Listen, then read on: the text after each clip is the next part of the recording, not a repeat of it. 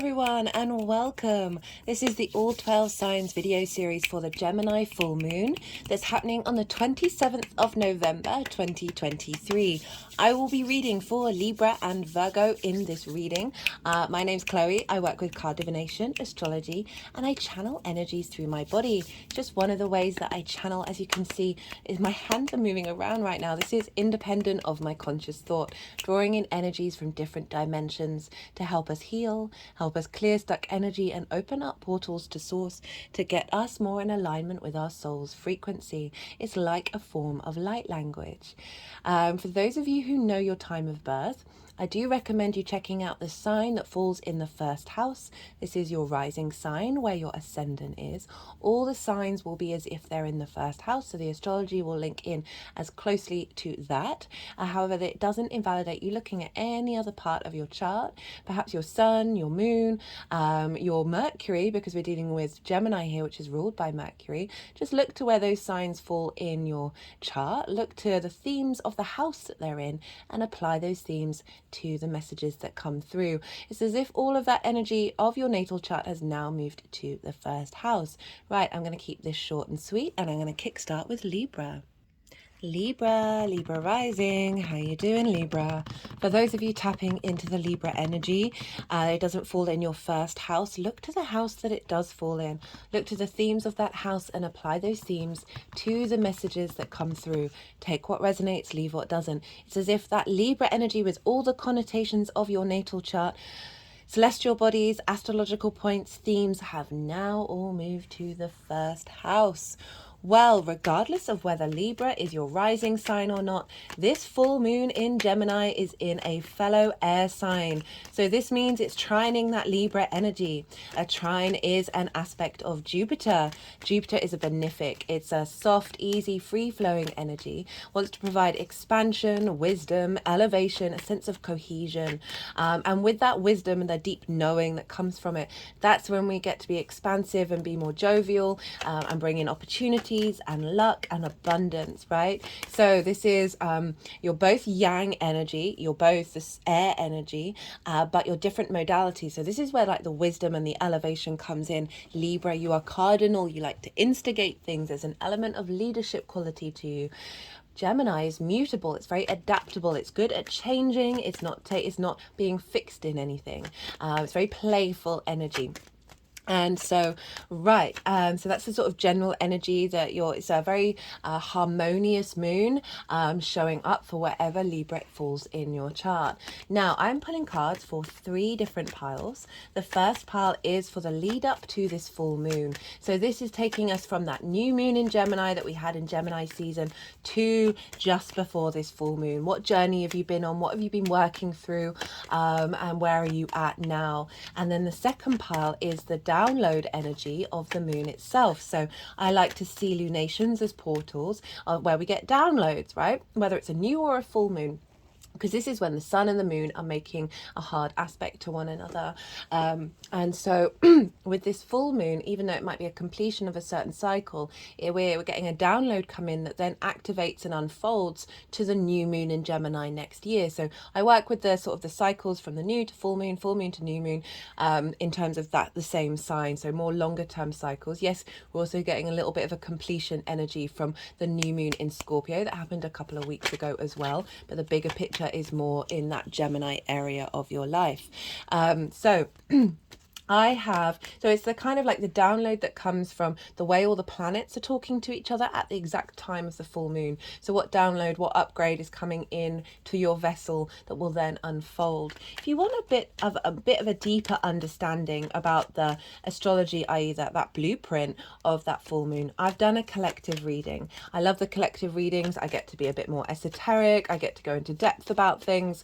And so I've done a collective reading and I've really broken down the astrology of this full moon. There's a lot going on in this full moon. The last couple of lunations that we've had, it's not that they've been simple, but there's certainly been a real clarity of vision. Right, there's like three-pronged energy coming through with this full moon. So if you want, which I'll talk about in I'll touch on a lot of the things in this reading, but I go into way more detail into the collective reading. As I said, I get to talk about the soul's journey. I get to a lot more channeled messages come through, and I do a collective tarot. So that is already live, that's already up if you want to go check that out, and get a bit more depth of understanding of what this second pile represents. Okay, third pile is how this energy is manifesting moving forward. So those are the three piles. I'll also be pulling a card for the conjunction between the South Node and Libra that's happening either on the 28th or the 29th of November, depending on where you live. So either the day after the full moon or 2 days later. Why is this important? Well, Venus rules Libra and therefore rules what's going on with the South Node. So this conjunction is quite important. It's the first of two that she's going to make, with the nodes being in the side, with the South Node being in Libra. So I'm just going to pull a little card at the end of the reading, linked into what that sort of energy is showing up for you. What does this mean for this conjunction in your sign, Libra, as well? Goodness me. Right. Okay, so that's gonna, I might pull more than one card for you, Libra. Okay, right, so let's talk about the astrology with the Libra rising. Where is this new moon, where is this full moon happening? This full moon is happening in your 9th house, your house of perspectives, the house of the gods. So perspective for me is like the key word for this house, because there's lots going on, but it all comes down to perspectives and broadening our perspectives. Okay, we've got so it's how you question life, how you question yourself, question the universe and your place in it. It's kind of like mapping out the landscape, and so it's like your morals, your ethics, your philosophies, your connection to religion, spirituality, source energy, nature, science, like questioning, who am I, why does this universe exist, what's going on with society, what are the sort of the main tenets in order for us to thrive, those sort of big questions, right? The whys, the big whys when you were a kid, and that's sort of the 9th house of that questioning, and learning and expanding.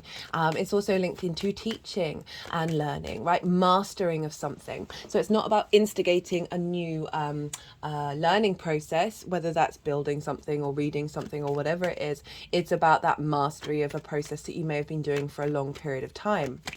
So this is there could be an element of completion around that, but I'll get back to incorporating the moon into the themes, and with that mastery of something, we're then able to share our perspectives with others. It's not about trying to change people's ideas, but it's about giving more information so they can make up their own mind. It's also linked into foreign travel, because this is about going and living somewhere for a longish period of time, that is unfamiliar to you, in order to broaden your perspective. But I always like to bring up the point of fact that, you know, you can live in a city your whole life and then go and live in the countryside. That is broadening your perspective. That is coming at things from a different angle. So it doesn't just have to be about foreign travel. It's also linked into publishing and the law. So that's the 9th house energy, and it's trining your Libra energy. So you're getting a lot of wisdom and expansion around who you are, what your perspectives are, who you are in the universe, and also it's a general deeper understanding of perspective, right? And Gemini being there, it's very playful energy. There's a lot of here, there, and the everywhere, being able to engage in lots of different information, potentially play a bit of devil's advocate, but it's just overall, it is that ability to have a lot of discourse and be able to engage in a lot of different perspectives while figuring yourself out, right? Very interesting. Recently, like the last month, like the main people that I've been hanging out with and like spending, like I like to spend quality time like one-on-one or in small groups where we just get to really hash things out and get into the depths of conversation, and not necessarily get held up on things and limit ourselves. And everyone, well, the majority were Gemini suns. And I enjoy that ability to debate and to share information.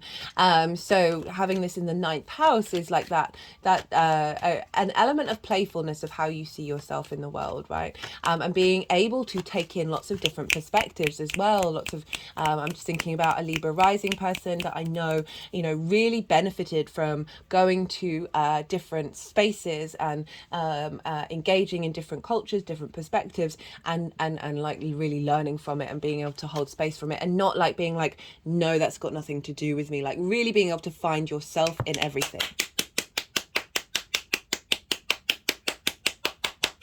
So full moon in this sign, right, so there's three main themes that I see come up repeatedly around full moons.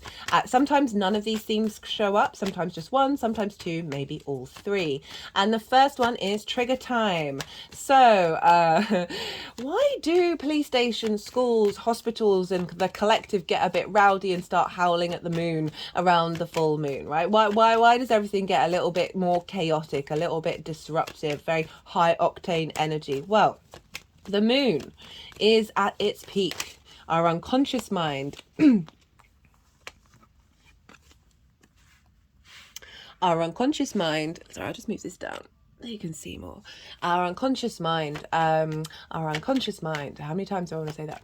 Our intuitive and emotional body, where we nourish ourselves and nourish others, where our needs being met or not being met. And that's the key point, along with the unconscious mind. So the full light of the sun, the vitality, the clarity, the vision, the purpose, the will, the conscious mind of the sun is feeding onto the moon, right? So she's that our unconscious mind is very loud and proud on the main stage during full moons, and if this is when unintegrated energy can come out and get quite loud. So this is why I say trigger time. So I see this as a blessing, as an offering from the sun and the moon, that you may get triggered. Someone may get triggered around you, collectively, whatever, but or potentially result in you getting triggered. And I don't say this lightly, that it's an offering, but it's just my experience, that of other people, what I've witnessed, that when we realize that when we realize that it's an offering from the sun and the moon to go, hey, there's something in your unconscious mind that you might not have noticed for a really long time.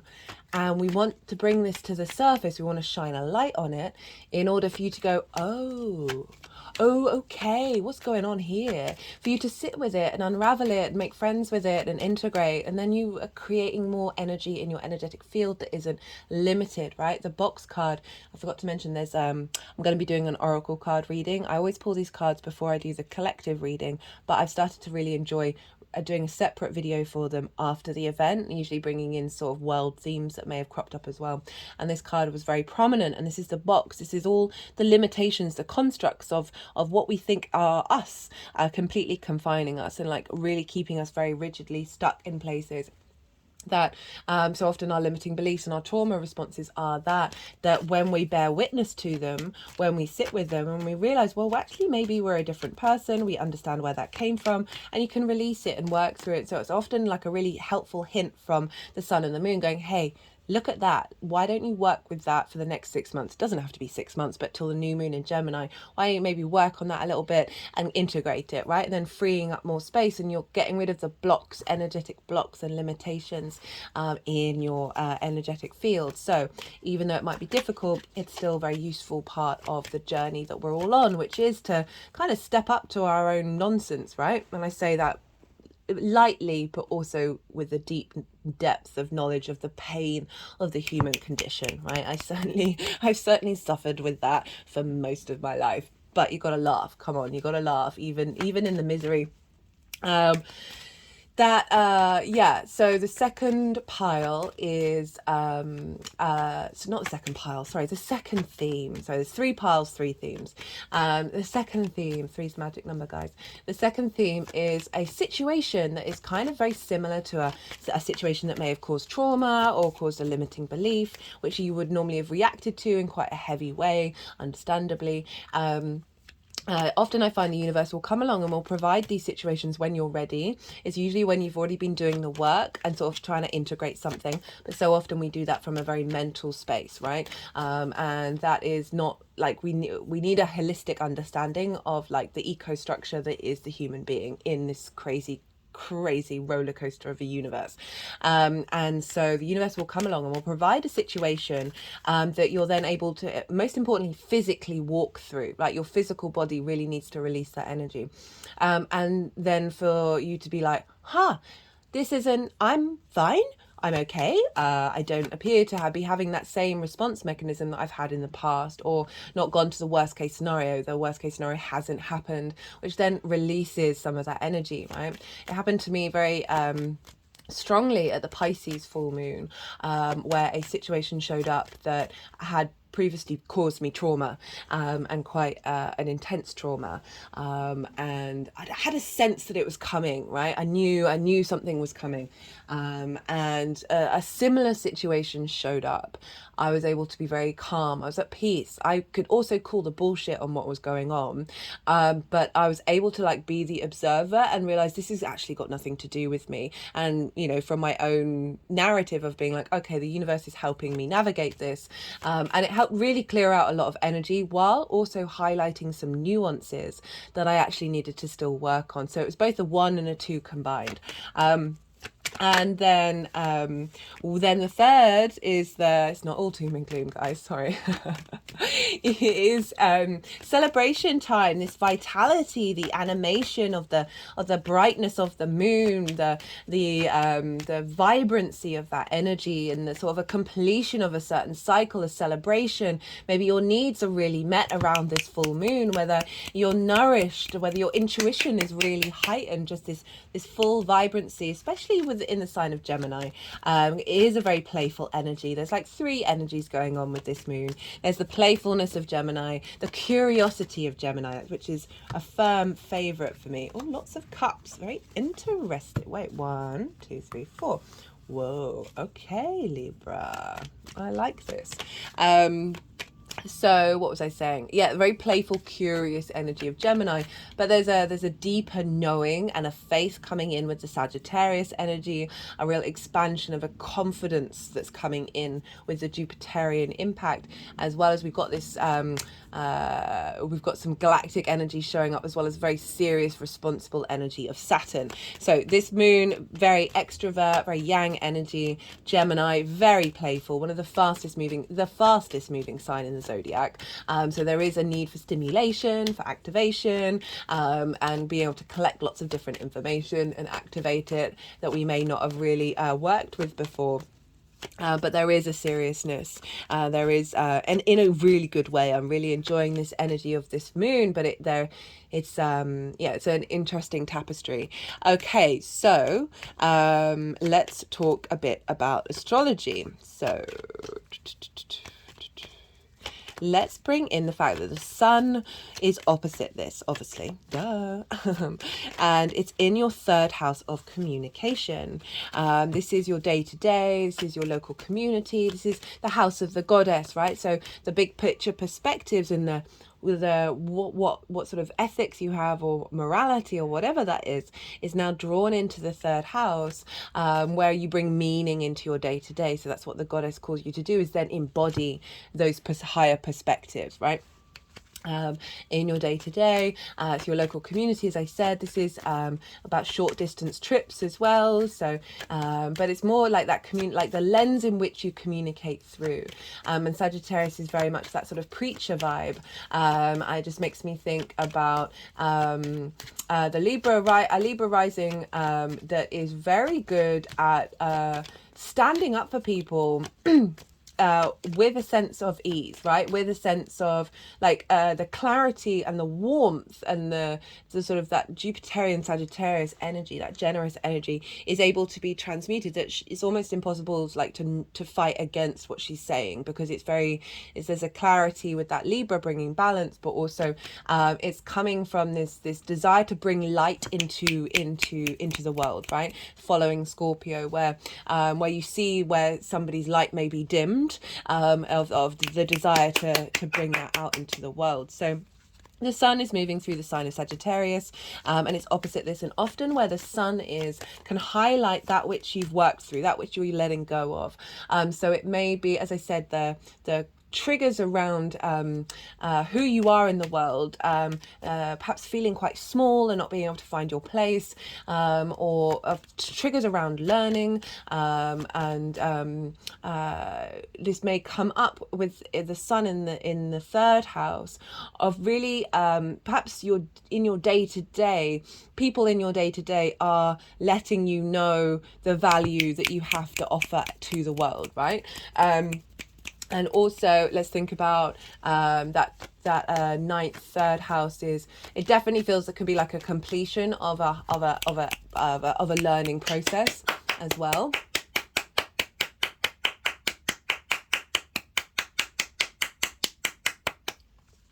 And generally a completion of an understanding of who you are in the world, and how that then impacts the way that you express yourself, in the way that you communicate, and the way that you go about your day to day. Right, so Mercury is in... Mercury is... So, right, Mercury rules Gemini. Now, wherever the ruler of a sign is... let me just move this. Oh, I've already moved it down. Wherever the ruler of a sign is, impacts the signs that it rules. So Mercury is impacting this moon. So we want to look to where Mercury is, and Mercury is currently in Sagittarius. And so this is, even though it's a Gemini moon, it's being really influenced by Sagittarius, as well as some other things which I'm going to talk about, which is adding on to the complexity of it all. And Mercury is very closely conjunct the galactic center, and this is the center of the Milky Way, and this is often when we get downloads come through from a higher vibrational frequency that are then integrated into this 3D dynamic. And so Mercury is very close to that, which in your third house of communication feels like an elevation of your communication away from blockages around how you perceive yourself in the world, in the outside world, sense of value, a sense of being able to implement your morals and your ethics and your philosophies in your day-to-day from a higher vibrational frequency. And Mercury is also making some really strong aspects because it's at 24 degrees and it's making a square to Neptune at 24 degrees. And if you're regular, you know, if you watch the Scorpio new moon video, I thought that was a flip. You'll remember that the moon was trine Neptune, and I was saying how this is bringing in a new reality into our expression of self, right? And now from a higher perspective, and now we've got the square. So the trine is an elevation, a deep wisdom, a sense of knowing, and now we've got the square with Mercury, which is kind of activating that reality into the way that we collect information, right, of bringing things into manifestation. And that is happening in your sixth house of work, health and routines. So we've got a clarification, a completion, an elevation of who you are in this universe that is being influenced by the way that you are then able to express that and be confident expressing that, with Neptune, who's providing a new frequency in the way that you work, right, your health and your routines. That's allowing, with this elevation of this combination of how you see yourself in the world, with this new frequency of making sure now, with this strengthening of how you see yourself, you're going to be able to bring a higher vibrational level of commitment into the way that you work, into the way that you take care of your health and your routines, that is then going to facilitate your true expression of self in the way that you communicate. Mercury is also making positive, soft, harmonious aspects to the North Node. North Node and South Node are also at 24 degrees. So these are very tight aspects. So there's a lot of weight to this. And that's why it's felt not as playful as as other Gemini full moons may have done, because we've got links to Neptune. We've got links to the North and South Node. There are other links that I'm not going to mention. It's all in the collective reading that you might want to go and have a look at. But in general, this is making harmonious aspects to Mercury, right, of where we're headed and what we're doing in terms of your one-to-one relationships, right? And so trining, bringing in this striving for relationship dynamics that are more in alignment with bringing meaning and respect and honor into your day-to-day and your perspective of who you are in the world, as well as making a sextile to the South Node and Venus, right? Venus is very much involved in this, of like finding flow and communication of your sense of value and how and the charm that you have, and feeling good about yourself and refining that and really elevating that. So it's a really strong energy. But not only that, oh wait, no, let's do the chain of events. So Mercury is impacting the moon. Mercury is in Sagittarius, which is ruled by Jupiter. Where is Jupiter? Jupiter is over in Taurus, a fellow Venus-ruled sign, which is in your 8th house of the give and take between you and the outside world. So Jupiter is influencing this new expression of your understanding of self in your day-to-day that's in alignment with the depth and wisdom of the what you give and receive, right? Making sure that that's in balance and union of where you feel good about yourself, you feel good about the resources of the outside world, and finding your ability to perhaps question things that may crop up that aren't just and unfair in terms of the resources, give and take of resources. This is also in alignment with your new understanding, or not new, but an elevation of your understanding of self, like clearing away the trauma and the limiting beliefs and the blocked anxiety and frustration. That this Jupiter aspect in the 8th house is making sure that the relationship dynamics that are showing up for you are in alignment with this new frequency.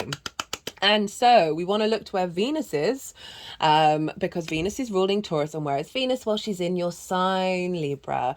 And so she's basically she's the only planet at the time of this full moon who's in her own sign, which means she's not beholden to anyone, which means energetically with all the other signs, they all lead back to Venus, the way that the planets are all set up at the moment. And so Venus is basically the head honcho in this moon, even though this is a Gemini moon, which is having strong influence by Jupiter.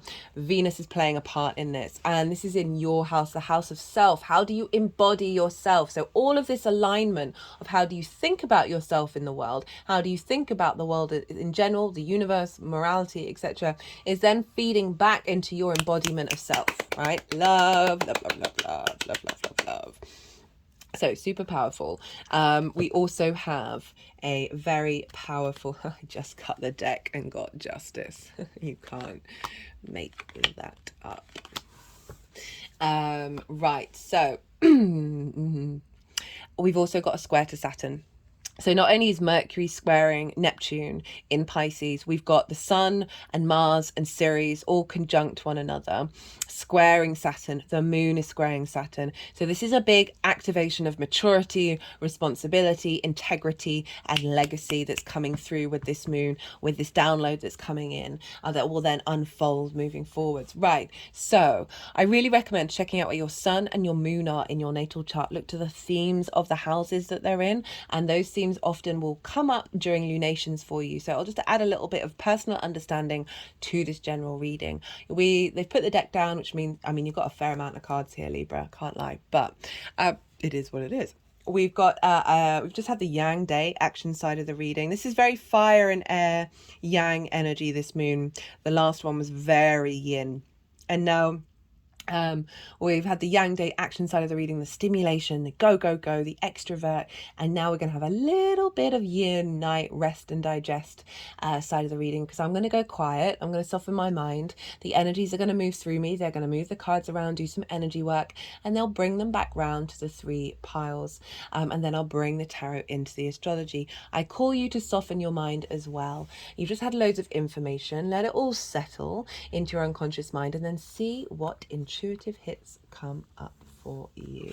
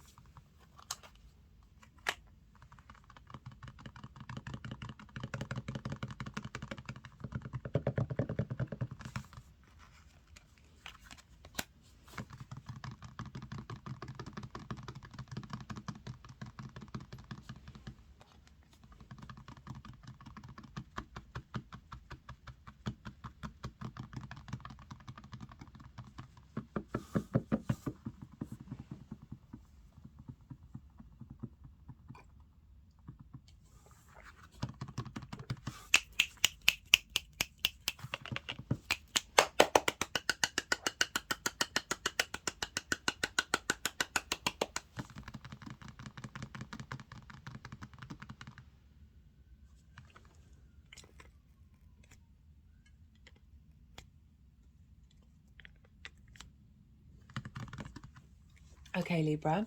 So the lead up to this full moon, we've got the Five of Cups in reverse with the Knight of Cups crossing it and your card, Lady Justice, over the top. So Five of Cups in reverse. So this is moving away from grief, of feeling in a state of not being in flow, of not, you know, the Three of Cups have fallen over. That's a sense of appreciation, a sense of value, of being around like-minded people who care about you, of like play, of abundance. This, you know, grief is a very natural experience to have. But sometimes we can really get stuck in it, and it feels like a certain mindset over potential situations that you've been in, that then you feel like they're going to get recreated every time, that this is being transmuted, this energy, and you've been doing it with the Knight of Cups, which is so lovely, right? The Knight of Cups for me is like the big romantic, and I mean that in every area of life, of like finding flow, finding ease, finding softness, finding tenderness, you know, and really being like a real a bringer of a new emotional reality. Right, so that was been crossing it. So that's sort of saying that you've been taking the action in order to navigate that, in order to bring balance. So a real shifting of your vibrational frequency and how you see yourself, right? The, you know, the South Node moving through your sign. Libra, I've done a Libra and Aries South Node, North Node transit series. It's in its own playlist. If you've not seen it, I would recommend for any Libra placements really, but you know, obviously Sun, Moon, Rising, they're quite important because you're having eclipses in, and for Libra rising you're having it in your first house. This is a big transitional stage, so I'm not surprised this is kind of showing up, that you've been doing that work since the Gemini new moon of trying to bring in a new reality, trying to bring in a new framework of how you collect information and how you see yourself in the world, right? Potentially clearing out a lot of karmic contracts around that old version of grief, of loss, of not having that Three of Cups energy, and the Lady Justice is coming through and allowing you to see the truth in things, see the truth in your reality where it may have been distorted, and so that's a really beautiful combination of cards. Okay, so that Three of Cups that had fallen over, hello. We've got the Wild card, we've got the Three of Cups, we've got the Nine of Pentacles. So this is yeah, I really like the strength that's coming through with this, and I know that's a strange thing to say when it is mostly cups. It's very emotional, very intuitive, very creative, but it really feels like emotional balance is coming in with this full moon, that then is helping you, as I say, see the truth of reality, and break out of limiting beliefs that have potentially you blocked your ability to collect information and see things clearly. Right, so we've got the World card, we've got the Three of Cups, we've got the Nine of Pentacles crowning it. So the World card, perfect for the ninth house of how do you see yourself in the world. The World card is the end of the tarot, is Saturn's card. This figure was traditionally a hermaphrodite. I don't think my brain is going to be able to say that today, which is the blend of masculine and feminine. We have that within us. That's a sense of truly knowing your innate nature. And there's the Zero here, which represents infinite possibilities. For me, this card, when it shows up, it's like, know thyself, and the world opens up to you, which is so spot on for a ninth house culmination, download activation happening at that full moon. Also Saturn's involved. Okay, so Saturn is over in your sixth house of the more that you're confident knowing yourself, the more that you're able to embody your true nature in the way that you work, and not necessarily be with fear and anxiety and grief over not necessarily doing the right thing. This is a real sense of confidence coming in, and a liberation energy. We got it with the Three of Cups. So that Three of Cups that the Five of Cups was worried about is come back. right, was always there. This is union, this is harmony, this is abundance, this is a sense of flow and ease and grace and joy and celebration. And with the Nine of Pentacles, such a great combination of cards, because the Nine of Pentacles, very independent energy, right? Able to make the right decisions in the material plane that bring about a sense of abundance. So this redirection of how you see yourself in the world, what your perspectives are, and being able to implement them without distortions, right? Because of that Justice card, I feel like it's cleared out a lot of distortions, that we're you're then able to focus on your flow. You're then able to focus on your own abundance in this universe, right? Venus, you are ruled by her. All she wants is us for it to feel good. Well, it's not all she wants, but the main tenet is feeling good in this 3D world, not rejecting it, not hiding it, not shaming from it, but finding the joy in it. And then we've got the Queen of Wands and the Page of Cups. So this is how this energy is manifesting moving forwards. I like the fact that a queen is showing up with this manifesting moving forwards, because queens nourish energy. They're very observant. They strategize. They are able to bring depth to something and nurture something. And without all of that, the kings aren't then able to take direct action based on that wisdom of the queens, right? Very independent energy, very lucky energy with the black cat. And there's a sunflower, which is kind of saying that you're going to know which way to face in order to receive the wisdom of self, the wisdom of the universe, right? The sunflowers move and follow the sun around. So it's this inherent nourishing energy that's coming in that's going to allow you to flourish, because of this strength of knowing yourself. And it's not second guessing, it's not being in grief. It's very sunny energy, very joyful energy, very independent, very passionate, very creative, and really just opening up this deeper ability to nourish yourself, right? Grief needs nourishment in order to break out of that space, right? It needs tender loving care. And then we've got it with the Page of Cups, which is, you know, one of the most happiest pages, right? This is they're talking to a fish in a cup, guys, right? So this is really acknowledging being a bit creative, being very intuitive, tapping into the mysteries of it all. But it's very playful, it's very joyful. This is very emotional in a pleasurable way. And so we've got this with that Venus energy in your sign of like really able to tending to your needs, tending to your emotional needs, being able to find different routes of and messages coming through of love, of supporting and reaffirming this new understanding of yourself.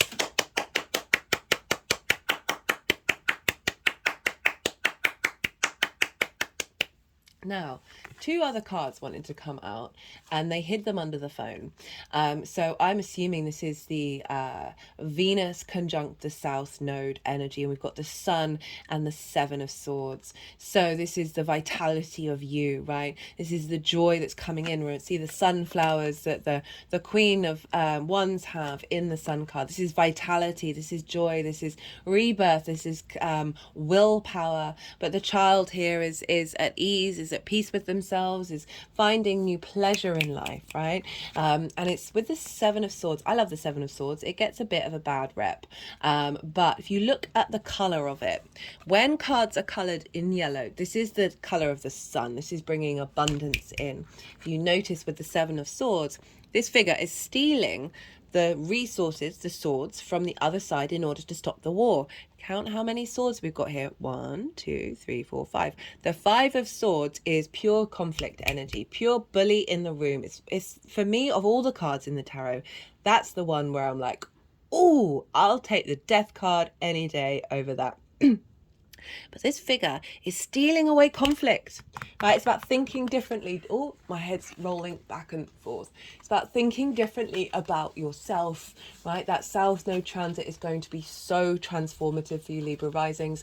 And Venus is basically saying, here's another way of looking at something that's coming from that Venusian energy, right? Of love, of harmony, of creativity, of peace, right? Venus is very much about peace, especially in the sign of Libra, of diplomacy. So this is instigating peace and joy into your framework, this conjunction with the South Node. Okay, right, let's get some clarifiers. This is the first light tarot. Let's see what wants to come through from there? We've got the Chariot, drive, determination, ambition, emotional control. Okay, so it's focusing on that emotional control, that moving away from grief, finding more flow, finding the playfulness in the emotional space. The Chariot card is about victory. It is about moving forwards, and I really feel like you being able to move through the world. The ninth house of how you see yourself in the world is shifting to that of being able to navigate that space with confidence, with determination, with ambition as well. I really like that part of it. Because we've got that Saturn energy over in the 6th house, which is how you work. This is also Cancer. This is the moon. So you have Cancer in your 10th house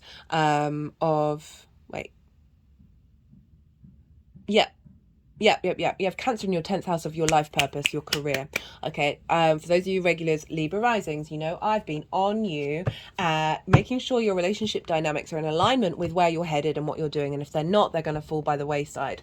And the fact that the Chariot's just shown up and said all of this, because whatever's happening in the 9th house, that understanding of self in the universe, that energy feeds the 10th of like, what's your point of existing? What's your life purpose, right? What's your career? Like, career doesn't have to be everything. It can facilitate the life purpose. This is saying you're moving towards that with real strength and determination of making sure that that is, you're feeling good about who you are in the world, and therefore that impacts how you then move through the world and how you're seen. Okay, let's get one more card from the numerology deck. Okay, interesting love partnership.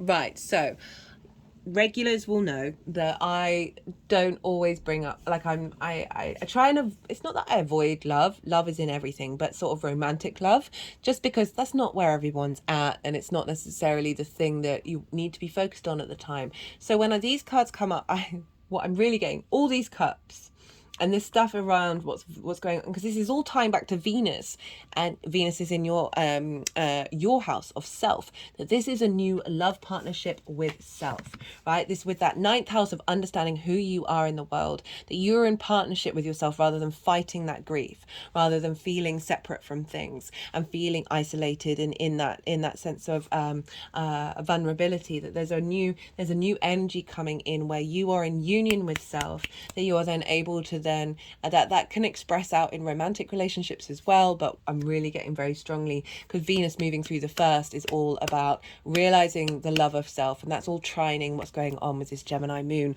Right, Libra, I'm going to leave it at that. I enjoyed that. I hope you did too. If you did, don't forget to hit that like button. Feed the algorithm, pretty please. Be good to yourself, Libra. Be good to those around you. And most importantly, be well until we meet again. Virgo rising. How you doing, Virgo? For those of you tapping into the Virgo energy and it doesn't fall in your 1st house, look to the house that it does fall in, the themes of that house, and apply those themes to the messages that come through. It's as if that Virgo energy, with all the connotations of your natal chart, celestial bodies, astrological points, themes of the house, have now all moved to the 1st house. Now, regardless of whether Virgo is your rising sign or not, Virgo and Gemini are both mutable energy. And so this is bringing a square energy into this full moon for you, wherever Virgo falls in your chart. A square is an aspect of Mars. This can bring about conflict, drama, frustration, winning at all costs. But I just say that as sort of, it may show up that way. And why is that? Well, Virgo and Gemini. Virgo is yin in nature, it's earth energy. Gemini is yang in nature, and it's air in air in the element. But you're both the same modality, so it's like butting heads of thinking you're doing that mutable energy in the same way, but coming from very different points of view. So this is where the sort of the competition and the conflict can show up, because right, you see the square is a 90-degree angle. Push your fingers together and you'll feel that sort of friction, which can lead to conflict. However, the flip side of that is the friction itself, right? Squares are a high octane manifestation energy, and so this, without friction, we wouldn't have the atoms rubbing up against one another and creating time and space, and this very 3D reality that we're very consciously aware aware of. It's about being forged in the fire. It's a hard aspect, so it might mean a little more hurdles, a little more hard work, but essentially it is big manifestation energy. So that's the square. That's regardless of wherever Virgo is. And right, so I'm pulling cards for 3 separate piles. The first pile is the energy leading up to this full moon. This is from the new moon in Gemini, back in Gemini season. Everything that you've been working on, what sort of journey have you been on, where are you at before this full moon? And then the second pile is the energy of the moon itself. I really like to focus on the fact that for me, lunations are downloads. They're portal times where we receive downloads and activation codes, right? And this is based on the framework and the narrative of how the planets talk to each other at the exact time of the full moon. I've broken this down in way more detail in the collective reading. I love the collective readings. I get to be a little bit more esoteric. I talk about the soul's journey as well as get into the depths of things, and I broke down the astrology in lots of more detail. Channeled messages came through, did a collective tarot reading, because for those of you who have Virgo on an angular house, whether that's your rising sign, 4th, 7th or 10th, you might want to check it out, because this will be on a very pivotal part of your chart, where you get more depth and understanding about what this download is. That second pile is the energy download that's going to be happening into your vessel. So if you want a deeper understanding of the overall message of that moon, you might want to go check that out. So that's the second pile. So this is the energy that's being downloaded. Yes, it's a full moon. It's an element of completion, but it's sort of it's a big activation energy that then unfolds into the new moon next year. So it's the energy that you're working with in this area of your chart, in the Gemini area of your chart. And so that's the second pile. It could link into things that are happening around the full moon, but I really like to focus on the longer term cycles. So if you're watching this after the event, you're not missing out on what's being said and what messages are coming through. As I said, it's all part of a longer term cycle. The third pile is how all of this energy is manifesting moving forwards. So those are the 3 piles. I will also be pulling a card for Venus conjunct the South Node, which is happening on the 28th or the 29th of November. So either the next day or the 2 days after this full moon. And why is that important? Well, Venus rules Libra, and so therefore rules the South Node. We had the Mars conjunction, and now we've got the Libra conjunction. 1 second.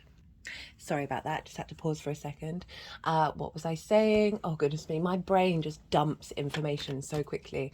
Right, yeah, so Libra, South Node, Venus conjunction. So I'll be pulling a card for that to see what energy is being transferred into the South Node, what Venus is trying to say, and how that will affect the South Node moving forward. So you're going to get a little extra bonus card at the end of the reading. Right, so let's talk about Virgo rising. Hello. This lunation is happening in your 10th house. This is the most visible part of your chart. This is your life purpose, which is sort of the key word for this one. Your career doesn't always have to be life purpose, it can just facilitate it. Your reputation, how you're sort of seen by the bigger outside world. And so having this full moon in your 10th house is a completion of a particular part of a cycle in regards to your career and your life purpose and how you're visible, right? So let's just talk about what the full moon means in general. So I find that there are like 3 main themes that can show up around a full moon. The first one is trigger time. So why is it that police stations, hospitals and schools get really, as well as the collective in general, get kind of rowdy, start howling at the moon around a full moon? Well, that is because the moon itself, right, our unconscious space, our intuition, our emotional body, how do we nourish others? How do we nourish ourselves? And most importantly, where are our needs being met or not being met? And that is the trigger point, right? So the visibility, the animation, the clarity of the conscious purpose and will of the sun is falling over the full spectrum of our unconscious mind. So our unconscious mind is very much on the main stage when it comes to a full moon. So this is why sometimes something unintegrated pops up and we get triggered. Now, I see this as an offering from the sun and the moon. They've done this every time I've said that. An offering from the sun and the moon, even though it can be a bit difficult, right? That this is something may show up that triggers you. And this is a revelation of the luminaries are shining a light on something that's deep and dark in your unconscious mind that you may have taken years to uncover. But the moons come along and go, hey, the sun and the moon are going, hey, here's a thing you might want to look at. Here's something that's blocking your soul's energy, that is for you to then sit with and make peace with and unravel and integrate into your own being, right? So even though it might be difficult around the full moon, it's certainly then through the journey to the new moon next year, spending time working with it. It's usually a really helpful clue of being like, there's this thing over here that you might have missed that we think you need to look at. Second thing is a trigger situation, or a situation that mimics or has a similar theme of something that may have caused trauma to you or caused a limiting belief to be put into place, comes along in order for you to move through it. And I find that the sun and the moon don't tend to bring these things up unless you're ready. It's usually over something that you've been working through for some time. But so often when we do that, when we do our shadow work, we do our integration, we work through difficult times, it can be a very mental process. And what we really want is a full holistic incorporation of this. So this situation may pop up that you then move. It's most for me, it's the physical body that really benefits from this, of moving into this situation, and all of a sudden you're like, I don't feel the terror. I don't feel the worst case scenario. I'm not connecting to that trauma. I'm not connecting to that limiting belief. I can bear witness to what's going on, but it's not impacting me in the same way. So it then allows that body to feel safe in that environment, and it releases the energy. I had a big thing like that come up during the Pisces full moon, where a situation showed up that was very similar to a really intense trauma that I went through, and I was able to be very much at peace with that situation. I still called in my head bullshit on what was going on, that it was like, this is bullshit, but I wasn't emotionally connected to it. I felt very safe in the environment, whereas that previous trigger that I'd gone through, that trauma that I'd gone through, I was not safe. It was not okay. But this one, fine. But it then also, so it helped release some things, but it also helped me see some nuances. So often when we clear a lot of energy around trauma or limiting beliefs, that's when like the finer details come in that we then have to start working on. So not only did it clear some energy for me, but it let me know, oh, okay, this thing I need to sit with, this thing I need to really like work out within myself. Even though it was kind of like, why is this happening? In the long term, it was such a benefit, very grateful for what happened, even though it was kind of ruin the full moon. But anyway. The third thing is a completion, a celebration, a vibrancy, a vitality. You may feel that your needs are being met, that you are being nourished, or you are nourishing others in a healthy way. Your intuition may be heightened. Your emotional body may feel more open and expansive, and really be able to enjoy life with this full moon. So those are sort of the three main themes that I see show up. None of them may do. One may, maybe two, maybe three. It all really depends. But I do like to highlight these just so people know, especially the trigger stuff, because it can be really disorientating, especially for me. Like I found when that situation showed up at the Pisces full moon, I was like, I thought I'd worked through this. I was kind of I was a bit angry. I made peace with it, but because I'm aware of what that happens, but it's still, when you're in it, it can be really frustrating. So this is why I always lead with those things, even though not every full moon, that's too many cards, not every full moon is going to be pulling it in that direction. Right, so Virgo rising, 10th house triggers, right? This could be a release of old forms of resistance around what it is your life purpose, whether you are visible or not as well, because it is the most visible part of your chart, where the sun is at its peak on the day that you were born. So there is a potential release around visibility, or a frustration around not being visible. It can be perhaps if things there have been some blocks in your life around accessing and fulfilling your life purpose. This can be a release of some of those things, as well as letting you know what underlying themes there may be around that you need to work on moving forward in order to open up more space.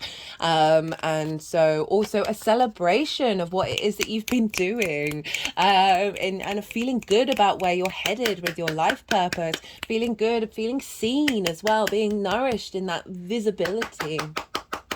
I like that bit. I always try and go quiet when there's a lot of clapping going on, because I do appreciate some of you are listening with headphones, so it might be like, whoa, can't hear you. Okay, so right, so that's sort of 10th house stuff, and it's squaring your first house, Virgo, squaring how you embody your sun or your moon in your actions and your deeds, depending on if you've got a day or a night chart. This is your body, your vitality, your appearance, your character. This is you, the house of self. This is often how other people see you, because they see the way that you embody your sun or your moon, rather than that more cognitive or emotional private space. And this is squaring that 10th house. So this is an activation of a new cycle of embodiment of your life purpose. Now, Virgo, out of all of the mutable signs, you're basically going to be forming a T-square of mutability. No, not a T-square, a grand mutable square. And I'll explain why with the astrology. So we've got the moon in Gemini, which is, there's a lot going on with this moon. The last couple of lunations that we've had, it's not that they've been simple, but certainly a lot of them, there's been a clarity. It's not that this isn't clear, right? There's just a lot going on. So Gemini, very playful. In the 10th house, the ability to do more than one thing, right? And collect information and be playful and curious, right? In what it is that you're doing and your visibility. And there's a lot of duality with the Gemini, with the twins, of like having many strings to your bow, but it's very playful, it's very curious. And this is with Sagittarius, the sun in Sagittarius, which is very generous, Jupiterian. It's very action orientated because it's yang in nature, whereas Virgo, you are yin in nature, so it's more the extrovert side of the mutable axis. And so there's an element of play and faith involved here, with that faith and that knowing of Sagittarius in the depths of your 4th house. But there's Saturn's involved in this, and Saturn's over in Pisces. So you've got this very strong manifestation activation with this moon, right? Because every area of the mutability, so this is about big change, big adaptability with this full moon in every axis. And for the Virgo risings, or if you've got Virgo in the 4th, 7th or 10th placements, then this is still activating the grand mutable square, right? Which is a lot, right? You can often feel like you're being pulled in lots of different directions, but it's really, I'm not getting that. I'm feeling a very invigorating energy come through.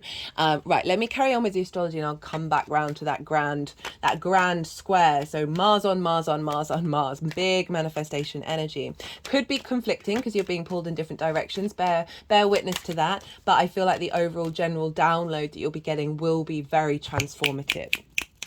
Okay, so let's talk astrology. We talked about where the moon is, and now let's talk about the sun is over in your 4th house, the roots and the foundations of your chart, right? Your ancestors, blood and source energy, your parental figures, the roof over your head, the things that you do in private. Oh, they're like in this High Priestess card. My head's just rolled back, and I've just noticed there's a spider crawling on my ceiling, which I'm very happy about. We had loads of spiders for a good couple of months. They've just finished their mating season, so most of them have just sort of gone away. I had like 5 on the altar, but they've all seemed to have gone now, so I'm very much enjoying looking at that spider. And you think about the spider, it creates a web that then draws things towards it. So very High Priestess energy. Oh, so beautiful. Okay, they're really wanting to do a fair amount of energy work with that High Priestess. Okay, my head's now back upright again. Right, okay, what was that? 4th house of your roots and your foundations, your parental figures, the private life, the roof over your head. So the sun is now moving through there. Mars is there with the sun, along with Ceres, which I talk about in more detail in the main video. and the collective reading. And so the sun is bringing visibility to your fourth house, to your roots and your foundations. Often there's a lot of time when we do some ancestral work with the sun moving through there, as well as re-establishing and finding the vision in your foundational space that is opening, will then open up the rest of the chart, because it's right at the root of the chart. And so often with full moons, wherever the sun is shining a light on that which may have held you back in terms of this full realization of needs met in with the moon, as well as letting you highlighting an area of your life that's facilitating the moon. So we've got the sun in the fourth, so it could be with this recognition energy, with this visibility energy of the moon, that you might receive some news while you're at home about something that you're doing that makes you feel really good, makes you feel really seen. You also might generally want to be spending a bit of time by yourself, but perhaps working on things in relation to your life purpose and your career, and really utilizing a lot of this information coming through. You might want to sit and meditate and then see what comes up in regards to, if perhaps you don't know what the next stage is for your life purpose, and see what downloads come through over this full moon. And so that's the sun, and that's also squaring your Virgo energy. So it's bringing about a sense of manifestation energy from your roots, right? From this very sort of the preacher energy, in terms of Sagittarius is bringing the light out of, after the intensity and the questioning of Scorpio. Now we're bringing this into the light. How do we make this light? How do we propel this forward? Sagittarius, even though it's very mutable and it's very often about side quests, it's the archer, it's the arrow, right? It knows where it's headed, but it doesn't necessarily know all the details. So there's can be a sense of just knowing coming through of where you're headed without needing to figure out all the details, and feeling a bit more generous around that energy. Right, so Gemini is ruled by Mercury. So we always want to look to where the ruler is of a transit, because whatever's going on with the ruler of a sign is impacting the signs that it rules. So wherever Mercury is influencing this moon, and Mercury happens to be in Sagittarius, has been for a little while now. It's going to retrograde in Capricorn and come back into Sagittarius again. But for now, it is very close to the galactic center. And the galactic center is the point of the center of the galaxy. So we're receiving downloads into Mercury about sort of from a higher perspective, a more sort of connecting to source energy, and finding new sense of understanding of your roots and your foundations, of the strengths of who you are at your foundational space. And let me just put my hand on the left side of my rib. What organ is there? Is it the liver? Goodness me, I should probably know. I've got pictures of the human body all around the house, and my brain. And really just wanting to hold my hand there. The left rib. Interesting. I'm not getting anything come through with that. That might be relevant to someone of needing to rest that part of your body. Just gone to underneath the ear, the pulse point underneath the ear, and now the right ear. I've not done this before. Back to the throat chakra, to the front of the throat chakra, to the lips, to the third eye, underneath my nostrils. Interesting. Around the lips. Sorry guys, but honestly, sometimes I can't stop them. Around the top of the heart chakra. Okay, so I feel like there's something potentially in your physical body that's coming from an ancestor or a past life that may have been blocking. Okay, now the left hand is sort of rubbing along the side of the left rib with the hand at the back. My right hand is over, like just below the third eye, like in between the eyebrows. It feels like there might be something that's been, whether it's manifesting physically, or it's something within the body that's there, that's stuck from an ancestor or a past life, that's provided the limitations or blockages. I'm just getting the feeling you're either going to get more intuitive understanding about that, or that's being released. You're able to unconsciously just process that and let that fly free. Okay, that was weird. Let's keep going. What was I saying? Mercury with the galactic center, of really elevating your understanding of your foundational space. Perhaps you might get messages come in from galactic past lives. galactic guides that are here to help you. My right toes are wiggling at that one. That's why I sort of suggested doing a bit of meditation, like some incense, and be playful with it and just see what comes up. Right, let's move on. So Mercury is making some really strong aspects to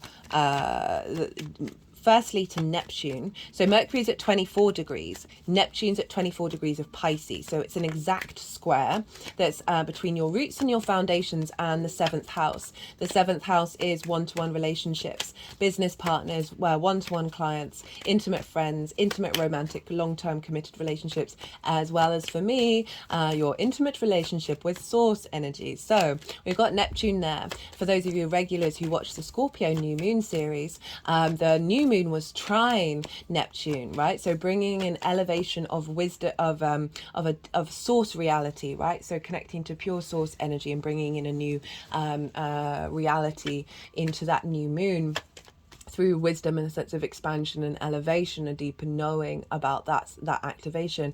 And now we've got Mercury square it, and so we are bringing in this sense of activation and manifestation of our understanding, our knowing, with Mercury, that's then going to be able to collect information and then communicate that with you, whether it's physically, mentally, or just in the way that you move through the world, of like bringing that into force. And it's a square energy, and obviously that's opposite your Virgo energy. So this is when we're starting to get into the fact that every mutable part of the chart is being activated, which is a very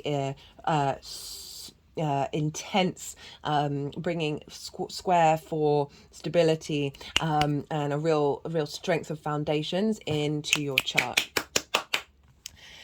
Mercury is also making a exact trine with the North Node. So the North Node is at 24 degrees of Aries. That's in your 8th house of your give and take between you and the outside world. So we're activating strong download codes that are getting you in alignment with a frequency of balance, a frequency of playfulness and independence with the give and take between you and the outside world, and where you're striving for with that North Node. It's also making a sextile with the South Node with Venus in the sign of Libra, which for you is your 2nd house of values, right? How do you value yourself? How do you make your regular income, the skills and resources and tools that you have in order to manifest in the world? So we've got this activation of Libra with that Gemini energy, with Mercury being able to pick up a lot of information with this, that then is feeding in with the full moon that's bringing down some activation codes. Right, but Mercury is in the sign of Jupiter. And so we want to go and look to where Jupiter is, because Jupiter is influencing what's going on with Mercury. Now Jupiter is over in Taurus, which for you is in your 9th house. It's trining your Virgo energy. Your 9th house is how you perceive, right? Your perspectives, your morals, your ethics, your philosophies, your connection to religion, to source energy. And so Jupiter is helping find deeper wisdom. It's retrograde in confidence in who you are in the world, which is then affecting your pouring into your roots and your foundations, and then activating this sense of feeling good and feeling playful about your life purpose, right? And your visibility. The buck doesn't stop there. So Jupiter is in Taurus, ruled by Venus. Where is Venus? In the sign of Libra. She is the only planet who's in her own sign, which means she's not beholden to anyone. All the other signs link back to Libra, or link back to Venus, and wherever Venus is, and Venus is currently in her own sign. So she is a free bird right now. She's with the South Node though, so it's not quite the same transit as we'd get without the South Node. There is an element of heaviness, of going inward, of refinement, of bringing depth. There isn't necessarily as much motivation and action going on, but it's all happening on a very subtle energetic level that is then part of this eclipse cycle. For those of you who've not seen that eclipse cycle, have I already mentioned this? I do apologize. I've done a Libra Aries North Node South Node transit series. It's in its own playlist, so if you want a deeper dive into the meanings behind all of that, it's really easily accessible. As I said, it's in its own playlist. And in each introduction, I go into depth about South Node in Libra, North Node in Aries, all of that stuff. So Venus is currently moving through your second house. And so all this moon, even though it's a Gemini moon, even though Mercury's in Sagittarius, it all ends up being linked back to Venus in Libra, which is your sense of value, how you make your money, how do you manifest in the world, the things that you really care about. So we've got this very playful energy with the sort of the faith and the sort of the expansive generosity of Sagittarius, with the curiosity of Gemini, then feeding into, and the groundedness of Taurus, feeding into your sense of value. And so, yeah, which I really like with the fact that it's a grand fixed, grand mutable square, because of it coming all the way back to Venus in Libra, which is all about how do you value yourself and making sure that that is an alignment. Right, let's get back into the fact that this is right. So another one of the major aspects that is happening is the fact that the Sun, Mars and Ceres, which are in Sagittarius, and the Moon are all square Saturn over in Pisces. So this is why it really is that grand fixed, so I keep saying fixed, that grand mutable square. So Saturn, this is the other side. So we've got the very playfulness nature, very generous nature of the Sagittarius Gemini axis. We've got the fact we've got galactic energy coming in that's more sort of long-term cycles of elevation. And then we've got quite some, along with the North and South node.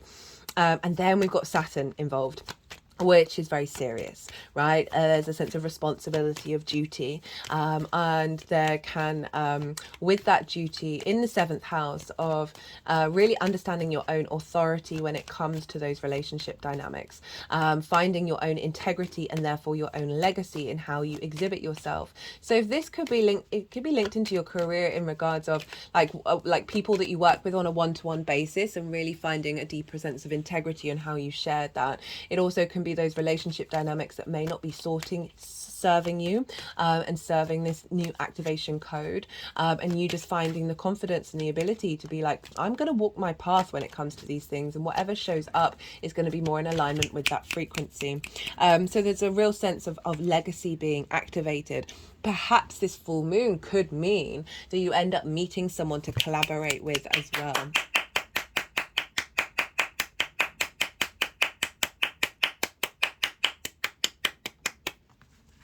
You know, Saturn moving through the seventh makes relationship dynamics quite serious. It can also get rid of quite a fair amount of relationship dynamics if they're not serving long-term goals. It all depends on where you're at and what you're doing. So that's the overall astrology.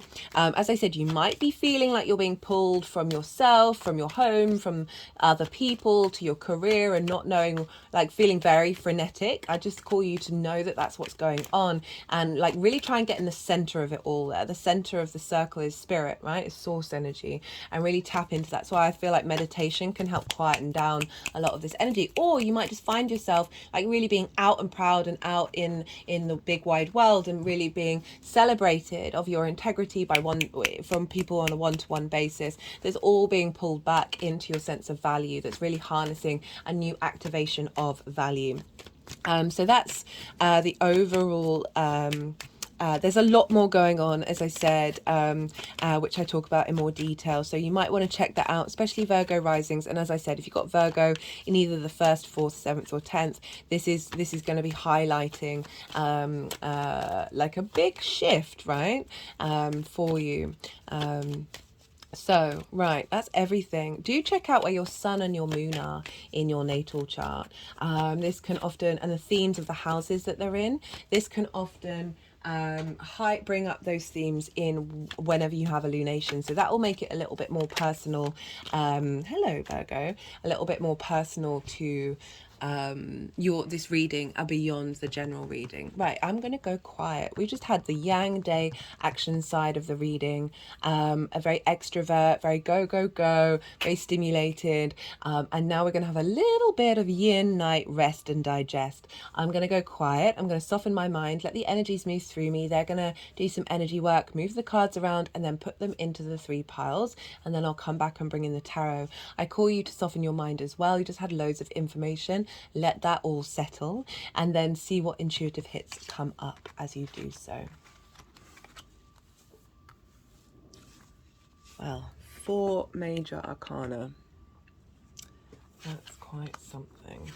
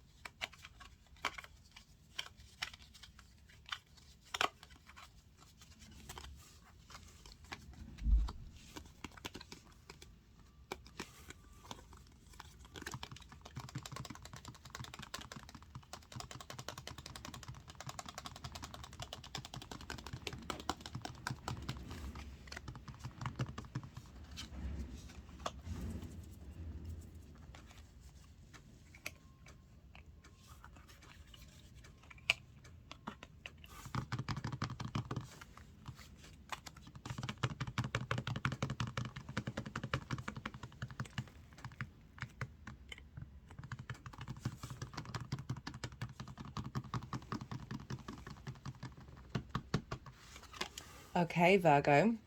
So we got your card, the one and only card for the lead up to this moon. So this feels like since the new moon in Gemini, you've really gone inward to figure out what drives you. Where does your wisdom come from? What like the hermit is like, it is alone in the forest, right? It's made that decision. That is its life purpose, to go and be close to nature, to develop that wisdom. This is the Virgo card, after all, from a higher perspective. So I feel like you were sort of channeling with that new moon of being like, hey, wait a minute, what is it that I actually want? What is it that's important to me? And spending time, you know, gray is a color of wisdom. We've got the star in the lantern as well, which is about hopes and dreams. It's about being your unique self. It's about deep healing. So from that new moon in Gemini, of really being able to go, hey, something I really want to spend time delving into this before I take my next action, before I then move forward. It's not a limbo card in itself, but it's not like a high active card. So it's really about uncovering and understanding the depth of your wisdom, and what your next steps want to be, and how you want to exhibit that from this cultivation of self. Right. So for the energy of the moon itself, we've got the Wheel of Fortune, which is Jupiter over in Taurus, which is in your 9th house of how you see yourself in the world. And then we've got the World, which is Saturn. So we've got Jupiter and Saturn showing up here. And so they're in a sextile with one another at the moment. And so this is in your 7th and 9th house. So this is really acknowledging that this is part of a longer term cycle, what's being instigated here. So Jupiter, the Wheel of Fortune, this is a changing of fate, of like the energy that's coming through is very powerful. It has the ability to change your situation and bring something new into the forefront. And it's coming with the World card, which I love for the 10th house, because so much with the 10th house, we can be like, who am I? What am I? Am I being visible? What do I really want? What is my life purpose? Where is my career headed? Like lots of questions with the 10th house. Whereas the World card, this is, as I said, this is Saturn. This is like, know thyself and the world will open up to you. So it's really building on that hermit energy of you really taking the time to go, no, okay, this deserves pause. This deserves a degree of waiting, of cultivation, before something then gets launched. And with the World card, So this can be, I'm just thinking about around the time of the full moon, this can be recognition of who you are and what you are, and then, you know, receiving benefits from the outside world. But just in general, in terms of the energetic download, in terms of your life path, your career, this is know thyself and the world will open up to you. It's got a 0 representing infinity. It's also a boundary, right? And so often with boundaries, what I find with Saturn is that yes, it will bring up boundaries, but it's really calling us to sit with those and get to the root of having very little boundaries, right? Because you're more confident in your own integrity about who you are and how you act, and you're not then second guessing yourself or living in a very anxious space, that then that vibrational frequency opens up and the world opens up to you. So something's changing where the world is opening up to you, and that's so great for the 10th house, because it is, you know, it is about the world. It's about how the world sees you as well. And I feel like it's more with this Hermit card of you seeing yourself and not necessarily needing to be seen, and because that happens, that really gives you the confidence to just be and do what's right for you. We have for how this energy is manifesting forward. So we've got major arcana, major arcana, major arcana, and then I'm really enjoying this combination of cards. We've got 2 minor arcana, we've got the 4 of Pentacles, we've got the 3 of Cups. So the 4 of Pentacles, this feels like your inner power, right, is being strengthened, right? There's a sense of sovereignty of your earthly realm, right, of feeling secure, feeling safe, feeling confident in the decisions that you're making, that it is creating this sense of earthly power, as I said, right? The pentacles are on the feet chakra, heart chakra, and crown chakra. This is an element of protection, of you're not necessarily getting distracted from outside vibrations that potentially pull you down. And really, like, there's an element of safety and strength there, and this also can be money as well, money coming in terms of your career, and just like, as I said, the sovereignty with the crown of like being recognized for the power that you have and the strengths that you have and your ability to ground the 3D realm. And it's come with the 3 of Cups as well. So this is flow, this is harmony, this is celebration of being with like-minded energy, or just generally being in a state of abundance where you're able to have fun. Like, yeah, so such a simple message. Right, we got... So the High Priestess who came out. So this happened in the Libra reading. This hadn't happened in any of the other readings. That the Venus card actually came out with while I was shuffling in general. So this is the High Priestess with the Venus conjunct the South Node.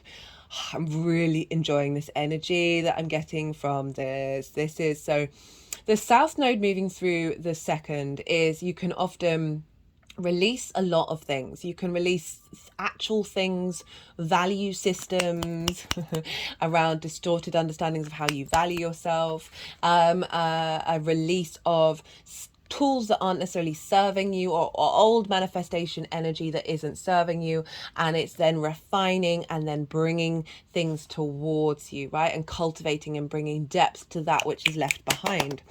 The High Priestess, she knows, this is, I love this combination of Venus, right, conjunct that South Node, of bringing harmony, love, value, appreciation to this energy of activating High Priestess mode, right, of knowing your value. She knows her value.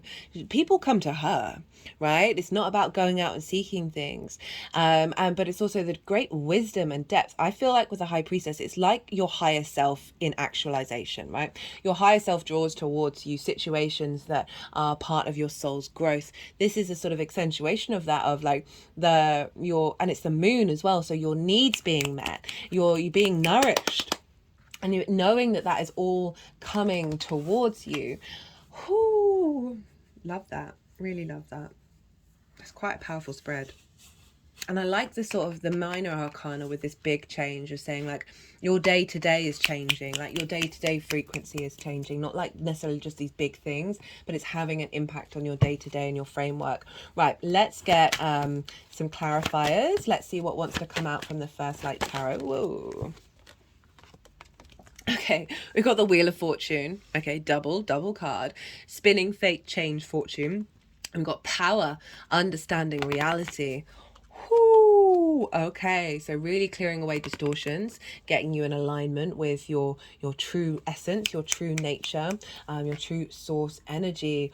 Okay, Virgo. I did say, like, there's lots going on in mutable energy. There's a big change happening, and because Mercury's making really tight aspects, and then there's Saturn involved as well. It's really hard to pin down what this energy feels like, because there's an excitability, there's a playfulness, there's also a sense of responsibility, there's a sense of faith, of like, the High Priestess has deep faith in herself and knowing her resources and what she has. She's not having to go out and take action. It's not saying don't go and take action, but just that knowing that you're on your path. Oh, had an energetic release of that one. Okay, final card, final clarifier for Virgo. Okay, karmic change, but that one kind of slid out, so I'm going to do something different with that. Nice completion energy. We've got the Wheel of Fortune, which is a 10. So we've got 3 10s on the table. So big completion energy. Perseverance, right? So having stuck through something and worked through it, and put in the hard work, put in the dedication. I'm going to pull another card because these all feel like they're at the back end of the reading. Let's see. Final card, guys. Final card. And also, don't give up on this perseverance energy, right? I'm not saying, oh, everything's going to be easy, everything's going to be fine. But bring that work that you've done, that ethics that you've brought in, and keep that motivation going. Right? Sometimes we can feel a bit when we're doing that and we're sort of trudging along and things might not necessarily be manifesting. Don't give up. Don't give up on that. Bring it into this space, right? This figure does the hard work in order to get that sense of security. Right, final card for Virgo. Let's see what's coming out. Hey. Okay, we've got compassion. What I'm picking up on this is Venus in the South Node, and this all coming back to Venus of, I feel like there's some energy that you need to let go of and be at peace with, and feel an element of kindness towards yourself and how you valued yourself. And that is going to open up a lot of space. We can have a lot of shame around who we are and what we're doing. And this card is really saying, hey, this is coming through. This energy of peace is coming through, and being this kindness, this tenderness, my hands have just gone over my heart chakra, is being activated, that is bringing you more strength and flow, right? Okay, Virgo, I'm going to leave it at that. I really like this reading. What's at the bottom of the deck? We've got the Four of Swords. So that's making me think of what I was saying about meditating around this full moon, of resting, of being in receipt of this download.